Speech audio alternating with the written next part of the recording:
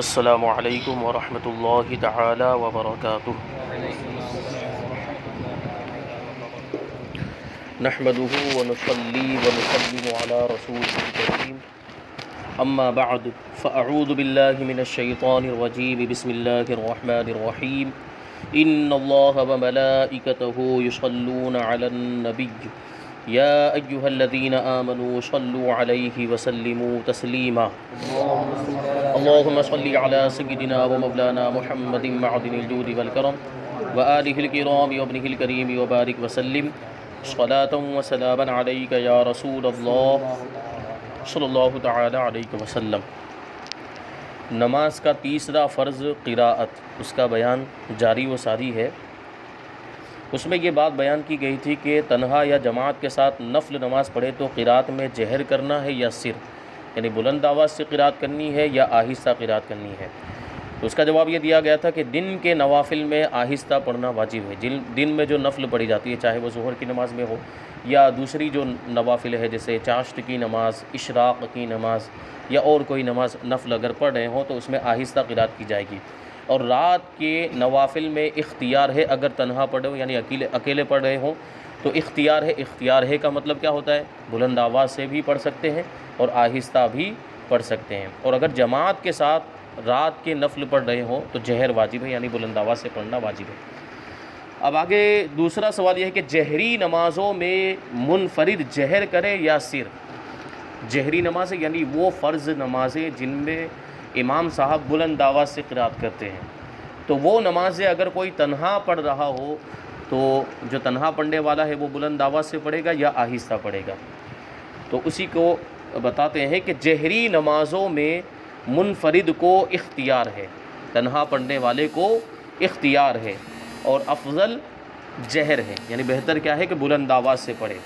اور جب کہ ادا پڑھ رہا ہو یعنی وقت کے اندر پڑھا ہو، جیسے ظہر کی نماز ہے، مثال جہری نمازوں کی بات چلے تو ظہر تسری نماز ہے وہ نہیں، جیسے فجر کی نماز ہے یا عشاء کی نماز ہے جس میں بلند آواز سے قراءت کی جاتی ہے، یا مغرب کی نماز ہے، وہ جماعت اس کی چھوٹ گئی، اب وہ اکیلا تنہا جماعت ہو جانے کے بعد اپنے طور پہ پڑھ رہا ہے اور وقت کے اندر ہی پڑھ رہا ہے، نماز کا وقت ابھی باقی ہے، تو بہتر کیا ہے؟ بلند آواز سے پڑھے۔ ویسے تو اختیار ہے، چاہے تو آہستہ بھی پڑھ سکتا ہے لیکن بلند آواز سے پڑھنا بہتر ہے۔ ہاں اگر ایسی جگہ پہ پڑھ رہا ہے جہاں بہت سے لوگ بیٹھے ہوئے ہیں، کچھ عبادتوں میں کچھ لوگ مشغول ہیں، کوئی تلاوت کر رہا ہے تو کوئی دوسرا نماز پڑھ رہا ہے وہاں پہ، تو ایسی صورت میں اگر بلند آواز سے پڑھے گا تو ان کو کیا ہوگا؟ ڈسٹرب ہوگا، ان کی عبادت میں خلل واقع ہوگا، تو ایسی صورت میں آہستہ پڑھے۔ اور اگر کوئی نہیں ہے، اکیلا تنہا ہے، وہاں دوسرا کوئی شخص موجود نہیں ہے کہ جس کو ڈسٹرب ہو، تو وہاں بلند آواز سے پڑھنا بہتر ہے جبکہ ادا پڑھ رہا ہو۔ اور جب قضا پڑھ رہا ہو تو آہستہ پڑھنا واجب ہے۔ اس کی وجہ وہی ہے کہ قضا پڑھ رہا ہے اور بلند آواز سے پڑھے گا تو لوگوں کو پتہ چل جائے گا کہ یہ قضا نماز ہے، تو قضا کر دینا ایک گناہ ہے، پھر قضا کو ظاہر کرنا یہ دوسرا گناہ ہو جائے، گناہ کو ظاہر کرنا دوسرا گناہ ہوتا ہے۔ قضا نماز جماعت سے ادا کی گئی تو قراءت جہری کریں گے یا آہستہ؟ اب سوال یہ کہ قضا نماز جماعت کے ساتھ کیسے ہو سکتی ہے؟ قضا نماز ایک آدمی کی مثال کے طور پر ظہر کی نماز چھوٹ گئی ہے، یا وہ نماز جو بلند آواز سے پڑھی جاتی ہے جیسے مغرب کی نماز چھوٹ گئی ہے اس کی، تو وہ کہاں جماعت کے ساتھ پڑھنے جائے گا قضا نماز؟ تو دوسرے دن تو جو مغرب کی نماز ہوتی ہے اس کے ساتھ تھوڑی اپنی قضا کی نیت کر سکتا ہے، وہ تو اسی دن کی جو مغرب ہے اسی کی نیت کرے گا، تو قضا کی تو نیت نہیں ہو سکتی۔ یہ قضا جماعت کے ساتھ کب ہوگی؟ یہ اس وقت ہوگی جب ایک بڑی جماعت کی ایک ساتھ میں نماز قضا ہو گئی، جیسے 10 لوگوں کی ایک ساتھ میں قضا ہو گئی۔ یہ مثال کے طور پر سفر میں کہیں گئے تھے اور بالکل موقع ہی نہیں ملا، کوئی ایسی صورت پیش آ گئی کہ بالکل موقع نہیں ملا اور 10 لوگوں کی نماز قضا ہو گئی، وقت نکل گیا، تو اب یہ 10 لوگ اپنی نماز قضا کریں گے تو ان کو جماعت کرنے کا بھی اختیار ہے۔ جب چند لوگوں کی نماز ایک ساتھ میں قضا ہو جائے اور وہ قضا کو جب بعد میں پڑھ رہے ہوں تو وہ جماعت کے ساتھ بھی پڑھ سکتے ہیں، ٹھیک ہے۔ اب وہ ضروری ہے کہ ان میں کوئی امامت کا مستحق ہوتا بھی، اگر ان میں کوئی بھی امامت کا مستحق نہیں ہے، امامت کے شرائط نہیں پائے جاتے ہیں کسی کے اندر بھی، تو پھر اکیلے پڑھیں گے۔ تو جماعت اس وقت ہوگی جب ایک بڑی جماعت کی نماز قضا ہو گئی ہو تو قضا جماعت کے ساتھ۔ تو اب جو جماعت کے ساتھ پڑھ رہے ہو قضا نماز تو اس میں قرات بلند آواز سے کریں گے یا آہستہ، یہی سوال ہے۔ تو اس کا جواب دیتے ہیں کہ جہری کی قضا اگرچہ دن میں ہو امام پر جہر واجب ہے، اور سری کی قضا میں آہستہ پڑھنا واجب ہے اگرچہ رات میں ادا کرے، کیونکہ جو ادا نمازیں ہوتی ہیں ان کو تو ان کے وقتوں میں پڑھنا ضروری ہے، تو جو دن کی نمازیں ہیں ان میں عام طور پر سر ہے، ظہر میں سر ہے آہستہ پڑھا جاتا ہے، عصر میں آہستہ پڑھا جاتا ہے، اور جو اندھیرے میں نمازیں پڑھی جاتی ہیں جیسے فجر ہے، مغرب ہے، عشاء، ان میں بلند آواز سے پڑھا جاتا ہے۔ تو یہ جو نمازیں اگر قضا ہو گئی تو اگرچہ ان کو دن میں پڑھ رہا ہو، جو جہری نمازیں اگرچہ ان کو دن میں پڑھ رہا ہو ان میں بلند آواز سے پڑھنا واجب ہے۔ وہ نمازیں جن میں آہستہ پڑھا جاتا ہے، جو دن کی نمازیں ہوتی ہیں یعنی ظہر اور عصر، ان کو اگرچہ رات میں پڑھ رہا ہو اس میں آہستہ پڑھنا واجب ہے جب قضا کر رہے ہوں۔ فاتحہ کے بعد سورت ملانا بھول گیا، رکوع میں چلا گیا تو کیا کرے؟ فاتحہ مطلب سورہ فاتحہ، الحمد شریف کی جو سورت ہے وہ پڑھی اور اس کے بعد سورت ملانا واجب ہے۔ ایک سورت چھوٹی یا 3 آیتیں یا ایک بڑی آیت جو 3 آیتوں کے برابر ہو، یہ اتنا سورہ فاتحہ کے ساتھ ملانا واجب ہے۔ تو سورہ فاتحہ تو پڑھی لیکن اس کے ساتھ سورت ملانا بھول گیا، رکوع میں چلا گیا تو کیا کرے؟ تو اس کا جواب دیتے ہیں کہ سورت ملانا بھول گیا، رکوع میں یاد آیا تو کھڑا ہو جائے، دوبارہ قیام کی طرف آ جائے اور سورت ملائے، پھر رکوع کرے اور اخیر میں سجدہ سہو کرے۔ اگر دوبارہ رکوع نہ کرے گا تو نماز نہ ہوگی۔ رکوع میں چلا گیا، سورت بھول گیا تھا، پھر رکوع میں چلا گیا، اب رکوع سے دوبارہ آیا قیام کی طرف، تو جو بیچ میں رکوع کیا تھا وہ رکوع ساقط ہو گیا، وہ ختم ہو گیا، شمار میں نہیں آئے گا۔ اب دوبارہ جب قراءت کی تو یہ پورا مل کر، جو پہلے سورہ فاتحہ پڑھی تھی اور اب جو سورت ملائے گا، یہ پورا مل کر اس کا فرض قراءت اس طریقے سے ادا ہوگا۔ اب وہ جو پہلے رکوع کیا تھا وہ رکوع ختم ہو چکا ہے، دوبارہ رکوع کرنا ضروری ہوگا۔ اسی وجہ سے اگر وہ رکوع نہیں کرتا ہے تو نماز نہیں ہوگی، کیونکہ یہ بغیر رکوع والی نماز ہو جائے گی۔ یہ جو رکعت ہے یہ رکوع کے بغیر، تو ایک فرض ہی چھوٹ گیا، اور جب فرض چھوٹ جائے تو نماز نہیں ہوتی ہے۔ یہ سورت کے تعلق سے حکم ہے کہ سورہ فاتحہ پڑھی اور اس کے ساتھ سورت ملانا بھول گیا تھا اور رکوع میں چلا گیا ہے تو واپس لوٹنے کا حکم ہے، لیکن دعائے قنوت کے اندر یہ حکم نہیں ہے۔ اگر کوئی شخص وطر کی نماز میں دعائے قنوت بھول گیا یا امام ہی تھا، وہ امام دعائے قنوت پڑھنا بھول گیا اور رکوع میں چلا گیا ہے تو اسے لوٹنے کا حکم نہیں ہے، کیونکہ دعائے قنوت واجب ہے، فرض سے واجب کی طرف نہیں لوٹ سکتے، فرض سے فرض کی طرف لوٹ سکتے ہیں۔ اب سوال پیدا ہوگا کہ سورت بھی تو واجب ہے، سورت جو بھول گیا ہے وہ بھی تو واجب ہے، تو یہ بھی تو فرض سے واجب کی طرف لوٹنا پایا گیا، تو یہ ہے گہرائی والی بات۔ تو اس میں آپ دیکھیں، اس سے پہلے بھی ہم نے یہ سماعت کیا ہے کہ اگرچہ قراءت کے مختلف حصے ہیں، ایک آیت پڑھنا فرض ہے، سورہ فاتحہ پڑھنا واجب ہے، اس کے ساتھ سورت ملانا واجب ہے، اور اس کے علاوہ اور زیادہ پڑھنا کیا ہے؟ سنت ہے، لیکن یہ پورا مل کر کیا بنتا ہے؟ قراءت بنتا ہے۔ جتنا بھی ہم پڑھیں گے سب مل کر کیا بنے گا؟ قراءت، اور قراءت کیا ہے؟ نماز کے اندر فرض ہے، تو یہ واجب کی طرف لوٹنا نہیں پایا گیا، یہ قراءت کی طرف لوٹنا پایا گیا جو کہ فرض ہے، تو فرض سے فرض کی طرف لوٹنا جائز ہے، فرض سے واجب کی طرف لوٹنا جائز نہیں ہے۔ اسی وجہ سے یہاں پر حکم ہے کہ اگر سورت بھول گیا ہے تو لوٹے گا، لیکن دعائے قنوت اگر بھول گیا ہے تو وہاں نہیں لوٹے گا، آخر میں سجدہ سہو کرے۔ اب آگے دیکھیے کہ کتنا قرآن حفظ کرنا ضروری ہے۔ حفظ کرنا مطلب یاد کرنا، حفظ کرنا کا مطلب کیا ہوتا ہے؟ یاد، اور اسی سے ہے حافظ، حفظ حافظ وہی الفاظ ہیں، تھوڑا سا تبدیلی اس میں کر کے اس کو حافظ بنا دیا، اور حافظ کا مطلب ہوتا ہے حفظ کرنے والا، قرآن کو یاد کرنے والا، قرآن کا حافظ جس کو قرآن یاد ہو۔ تو ہر مسلمان کے لیے کیا حکم ہوگا، یعنی ہر مسلمان کو کتنا قرآن حفظ کرنا ضروری ہے؟ وہ ایک آیت کا حفظ کرنا ہر مسلمان مکلف پر فرض عین ہے، کیونکہ ایک آیت پڑھنا نماز کے اندر فرض ہے، تو اگر ایک آیت بھی اسے یاد نہیں ہوگی قرآن تو پھر وہ اس کی نماز کا جو فرض ہے وہی ساقط نہیں ہوگا جو قرات کا فرض ہے۔ اور پورے قرآن مجید کا حفظ کرنا فرض کفایہ ہے۔ فرض کفایہ کا مطلب کیا ہے کہ اگر چند مسلمانوں میں سے چند مسلمانوں نے اگر حفظ کر لیا تو باقی لوگ بری ذمہ ہو جائیں گے۔ تو الحمدللہ اتنا تو ہوتا ہی ہے کہ ایک بستی کے اندر کئی حفاظ موجود ہوتے ہیں تو باقی لوگ بری ذمہ ہو جاتے ہیں۔ اگر ایک بستی کے اندر کوئی بھی حافظ نہیں ہے تو سب گنہگار ہوں گے، کم سے کم ایک حافظ تو ہونا ضروری ہے۔ یہ فرض کفایہ کا مطلب ہوتا ہے۔ فرض عین کا مطلب ہوتا ہے سب کو یاد کرنا پڑے گا، تو ایک آیت تو کم سے کم ہر مسلمان کو یاد ہونی چاہیے، وہ بھی صحیح طور پر، صحیح مخارج، صحیح تلفظ کے ساتھ، یہ فرض کفایہ۔ اور سورہ فاتحہ اور ایک دوسری چھوٹی سورت یا اس کے مثلا 3 چھوٹی آیتیں یا ایک بڑی آیت کا حفظ کرنا واجب عین ہے۔ یعنی ہر مسلمان پر واجب ہے، کیونکہ نماز کے اندر اتنا پڑھنا واجب ہے، سورہ فاتحہ اور اس کے ساتھ کوئی چھوٹی سورت یا 3 آیتیں یا ایک بڑی آیت جو 3 آیتوں کے برابر ہو، اتنا پڑھنا واجب ہے، تو اتنے کا یاد کرنا بھی واجب ہے، تو کم سے کم یہ یاد ہونا چاہیے۔ نماز میں سنت قراءت کی مقدار کیا ہے؟ واجب تو بتا دیا کہ سورہ فاتحہ اور اس کے ساتھ اتنی آیتیں ہونی چاہیے یا چھوٹی سی سورت ہو۔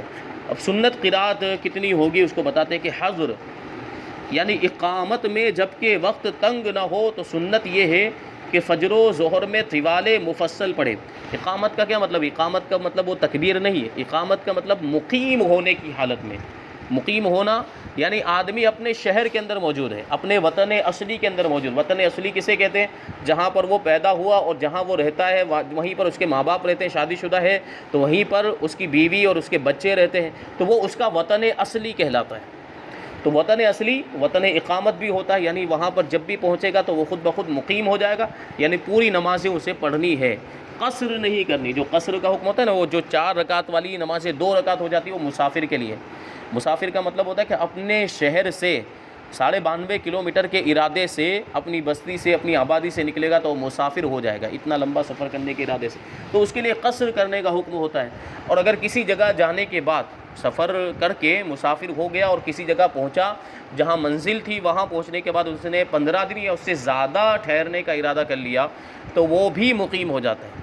تو چاہے اپنے وطن اصلی کے اندر ہو یا دوسری جگہ ہو، لیکن وہاں 15 جو مدت سفر ہے وہاں دوسری جگہ ہے، لیکن 15 دن یا اس سے زیادہ ٹھہرنے کا ارادہ کر لیا تو وہاں بھی وہ مقیم ہے۔ تو اقامت کا یہ مطلب ہوا، یا تو اپنے وطن میں ہے یا وطن اقامت میں ہے، اور وقت تنگ بھی نہیں ہے، یعنی وقت شارٹ بھی نہیں ہے، وقت بھی کافی موجود ہے۔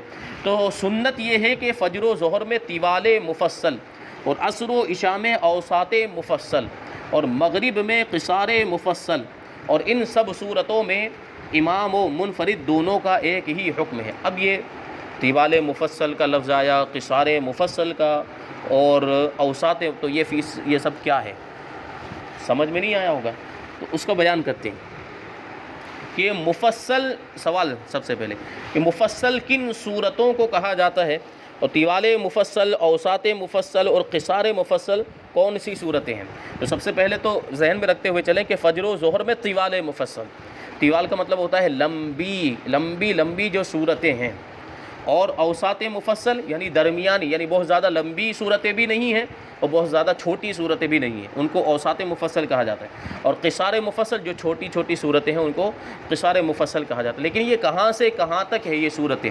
طوال مفصل کون سی صورت سے لے کر کون سی صورت تک ہے، اور اوساط مفصل کون سی صورت سے لے کر کون سی صورت تک ہے، اور پھر قصار مفصل کہاں سے کہاں تک ہے، اس کو بیان کرتے ہیں کہ سورہ حجرات سے آخر تک قرآن مجید کی صورتوں کو مفصل کہتے ہیں۔ پہلے تو یہ پورا جو حصہ ہے سورہ حجرات سے لے کر جہاں قرآن مجید ختم ہوتا ہے، یعنی قل اعوذ برب الناس، اس کو مفصل کہتے ہیں۔ اور سورہ حجرات کون سے پارے میں؟ 26ویں پارے میں، سورہ حجرات 26 میں، یا ایھا الذین آمنوا اتقوا اللہ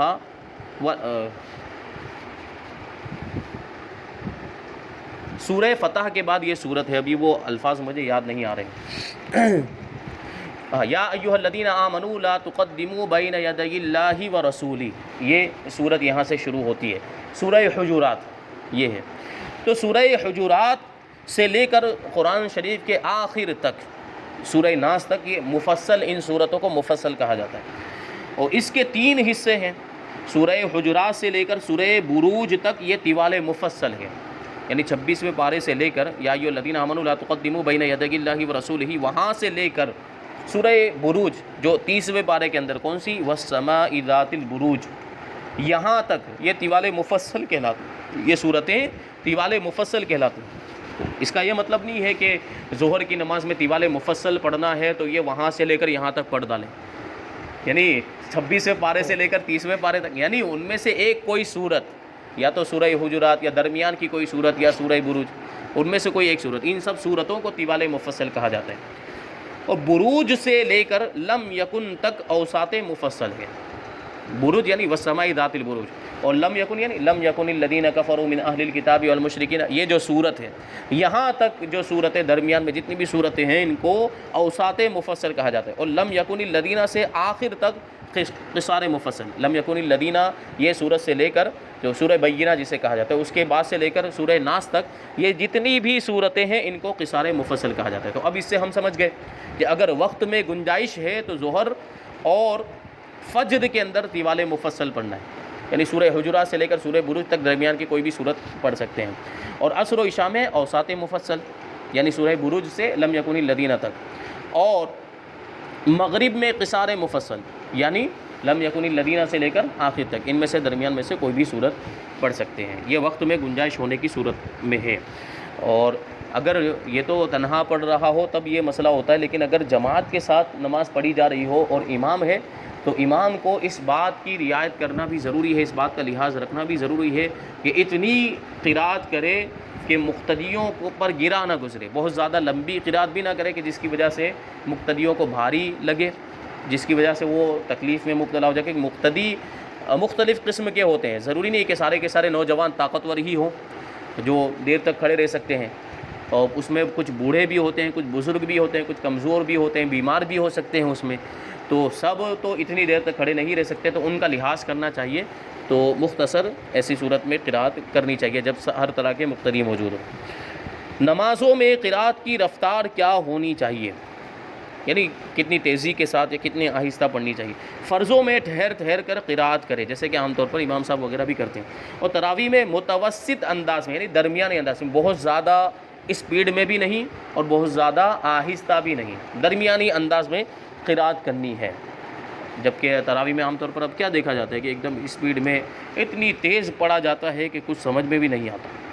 اور رات کے نوافل میں جلد پڑھنے کی اجازت ہے، لیکن جلد پڑھنے کا بھی کیا مطلب ہے اس کو بیان کرتے ہیں، مگر ایسا پڑھے کہ سمجھ میں آ سکے۔ جو قرآن پڑھا جا رہا ہے سننے والے کو وہ ایک ایک لفظ الگ الگ سمجھ میں آئے کہ یہ لفظ ہے اس کے بعد یہ لفظ ہے، وہ سمجھ میں آنا چاہیے، اس طریقے سے تلاوت کی جائے۔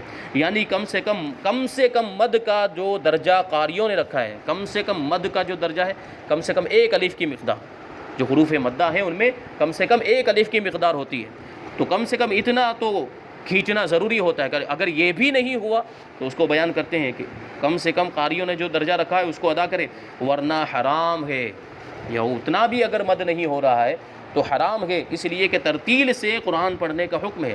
اللہ تبارک و تعالیٰ نے سورہ مزمل کے اندر ارشاد فرمایا کہ وَرَتِّلِ الْقُرْآنَ تَرْتِيلًا، قرآن کو ترتیل کے ساتھ پڑھو، یعنی آہستہ آہستہ ٹھہر ٹھہر کر پڑھو۔ آج کل اکثر حفاظ اس طرح پڑھتے ہیں کہ مد کا ادا ہونا تو بڑی بات ہے، یعلمون تعلمون کے سوا کسی لفظ کا پتہ بھی نہیں چلتا، بس وہ آیت جہاں پوری ہوتی ہے یعلمون تعلمون یعلمون، تو اس طرح ہوتا ہے، تو یہ جائز نہیں ہے اس طرح پڑھنا، اگر ایسا پڑھنے میں کوئی معنی فاسد ہو گیا تو نماز بھی فاسد ہو جائے گی۔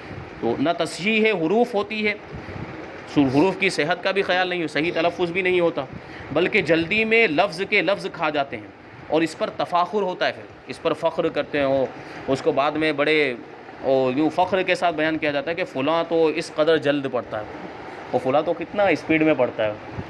یہ تعریف کے ساتھ جو ہے کہ اس کی تعریف کی جاتی ہے جو جتنا اسپیڈ میں پڑھتا ہے اس کی، جبکہ وہ قابل تعریف نہیں بلکہ وہ تو قابل مذمت ہے، اس طرح جو پڑھتا ہے وہ برائی کے لائق۔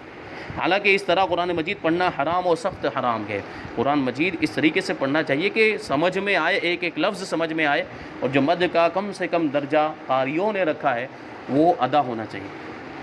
7 قراءتوں میں سے کون سی قراءت کرے؟ قرآن مجید 7 قراءتوں میں نازل ہوا ہے، اس کی 7 الگ الگ قراءتیں ہیں۔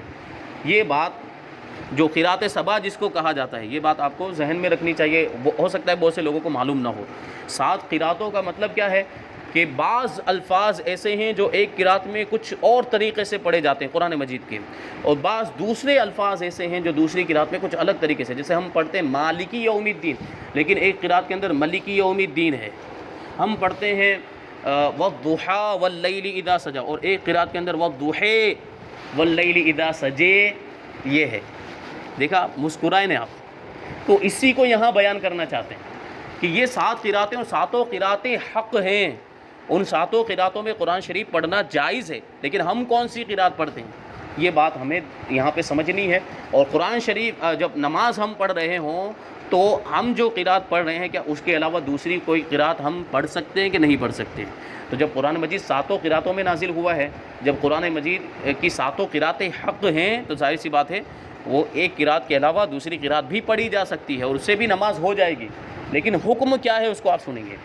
7 قراتیں جائز ہیں، 7 قراتوں کا پڑھنا جائز ہے، مگر اولا اور بہتر یہ ہے کہ عوام جس سے نا آشنا ہو وہ نہ پڑھے، یعنی وہ قراتیں جس کو عوام نہیں جانتے ہو۔ ہمارے وہاں تو ایک قرات کے علاوہ دوسری قراتوں کو کوئی جانتا ہی نہیں عوام میں سے، بلکہ بڑے بڑے علماء بھی نہیں جانتے، بڑے بڑے حفاظ اور بڑے جانکار جو عالم ہیں وہ ان کو بھی 7 قراتوں کا علم نہیں ہوگا کہ کہاں دوسری قرات کے اندر کیا پڑھا جاتا ہے، کیسے کیسے ایک ایک لفظ کو پڑھا جاتا ہے، وہ سب کو معلوم نہیں ہوتا۔ تو وہ ان قراتوں کو نہ پڑھے کہ اس میں ان کے دین کا تحفظ ہے۔ کیا مطلب ہوا؟ کیونکہ 7 قراتیں حق ہیں۔ اب اگر دوسری کوئی قرات پڑھی جائے، جیسے میں نے اگر والضحی پڑھا تو ہو سکتا ہے سامنے والا جانکاری نہ ہونے کی وجہ سے انکار کر دے کہ ایسا تو قرآن میں ہے ہی نہیں، تو قرآن کی آیت کا انکار ہو گیا۔ تو قرآن کی آیت کا انکار کر دے تو آدمی کیا ہو جاتا ہے؟ کافر، دین سے باہر ہو جاتا ہے۔ تو دین کا تحفظ اسی میں ہے کہ وہی قرات پڑھی جائے جس سے لوگ مانوس ہیں، جس کو لوگ جانتے ہیں اور جس سے ان کو شناسائی ہے، ایسی ہی قرات کی جائے۔ اور وہ ہمارے یہاں ہندوستان کے اندر عام طور پر کون سی قرات پڑھی جاتی ہے اس کو بتاتے ہیں۔ جیسے ہمارے یہاں قرات امام عاصم بروایت حفص رائج ہے، تو یہی پڑھے، اسی کا پڑھنا بہتر۔ ہم جو قرات کرتے ہیں وہ امام عاصم کی قرات ہے، یہ قراءت کے ایک امام ہے۔ اسی طریقے سے 7 امام ہیں جن کی طرف یہ 7 قراتیں منسوب ہیں۔ ایک امام عاصم انہی میں سے 7 اماموں سے، قرات کے اماموں میں سے ایک امام ہے امام عاصم، ان کی قرات ہم پڑھتے ہیں اور ان کی روایت، ان کے ایک راوی ہے امام حفص، وہ قرات ہم پڑھتے ہیں۔ تو یہی پڑھیں جو ہم عام طور پر قرآن شریف آج پڑھتے ہیں ہندوستان میں جس طریقے سے پڑھنا رائج ہے، تو یہی قرات پڑھیں۔ اب آگے ایک سوال ہے، وہ دلچسپ ہے کہ صورتوں کا معین کر لینا کہ اس نماز میں ہمیشہ وہی صورت پڑھے اور اس کے علاوہ کوئی دوسری صورت ہی نہ پڑھے، تو اس کا کیا حکم ہے؟ یعنی فکس کر لیا کہ جیسے مثال کے طور پر 4 قل ہے تو ہمیشہ 4 قل ہی پڑھتا ہے، اس کے علاوہ دوسری کوئی صورت پڑھتا ہی نہیں ہے۔ ایک تو مجبوری کی صورت ہوتی ہے کہ بھائی اس کو بیچارے کو وہ 4 ہی صورتیں یاد ہیں تو وہ کیا کرے گا، تو اس کی تو مجبوری ہے، تو وہ تو پڑھ سکتا ہے۔ لیکن اگر کسی کو زیادہ صورتیں یاد ہیں، جیسے الحمدللہ ابھی ہم نے بہت سے لوگوں کو 10 صورتیں یاد کروائی علم ترا سے لے کر آخر تک، تو ان کو 10 صورتیں یاد ہیں، تو وہ 10 میں سے کوئی بھی پڑھ سکتے ہیں۔ کبھی علم ترا پڑھ لی، تو کبھی ارایت الذی پڑھ لی، اور کبھی اس کے بعد والی صورتیں پڑھ لی، جیسا مناسب ہوا ویسا جو ہے کہ پڑھ لی۔ تو اگر کوئی متعین کر، یعنی زیادہ صورتیں یاد ہونے کے باوجود فکس کر لیتا ہے کہ اس نماز کے اندر وہی صورت پڑھتا ہے، تو اس کے لیے کیا حکم ہے؟ تو بیان کرتے ہیں کہ صورتوں کا معین کر لینا کہ اس نماز میں ہمیشہ وہی صورت پڑھا کرے، یہ مکروہ ہے، ایسا نہیں کرنا چاہیے۔ مگر جو صورتیں احادیث میں وارد ہوئیں ان کو کبھی کبھی پڑھ لینا مستحب ہے۔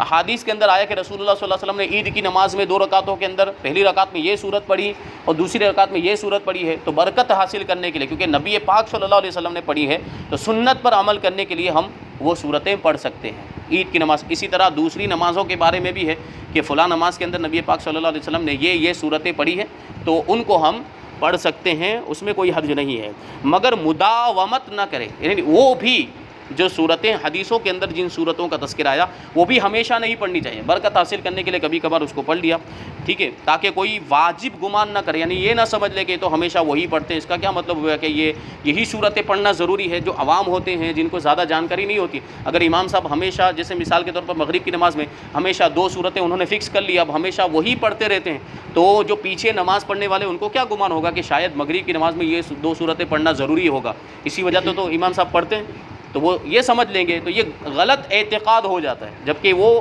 ضروری نہیں ہے، وہ واجب نہیں ہے، تو جو واجب نہیں ہے اس کو واجب سمجھنا بھی تو غلط ہے، تو اس وجہ سے صورتیں الگ الگ پڑھتے رہنا چاہیے۔ تو یہ چند مسائل، ابھی اور زیادہ قرات کے مسائل آگے باقی ہیں، انشاءاللہ تبارک و تعالیٰ ان کو آئندہ بیان کیا جائے گا۔ اللہ تبارک و تعالیٰ ہم سب کو عمل کی توفیق عطا فرمائے۔ وما علینا الا البلاغ۔ السلام علیکم۔